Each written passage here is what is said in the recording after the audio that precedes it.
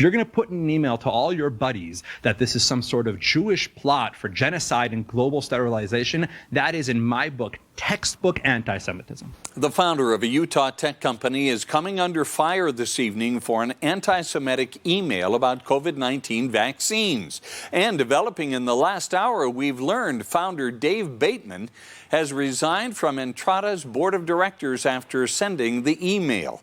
It was sent to dozens of business and political leaders in Utah. Fox 13's Ben Winslow broke this story earlier today and has this update now.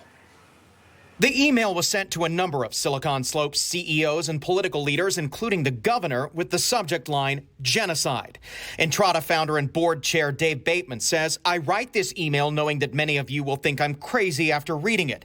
I believe there is a sadistic effort underway to euthanize the American people. It's undeniable. Bateman goes on to say that criticism of the COVID-19 vaccine is being censored and charges will be brought against Dr. Anthony Fauci. He writes, I believe the Jews are behind this, outlining a conspiracy theory that the pandemic and extermination of billions of people will lead to an effort to consolidate all countries in the world under totalitarian rule. I know it sounds bonkers, he writes, adding that Utah has got to stop the vaccination drive. Bateman, who was a prominent Republican donor in Utah, confirmed to Fox 13 he wrote the email.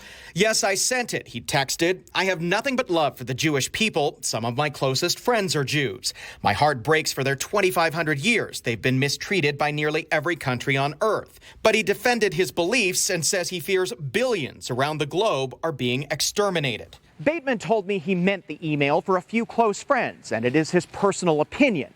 But reaction to his comments is overwhelming condemnation, from Silicon Slopes to Capitol Hill. It's a flaming pile of garbage. It's ridiculous on its face.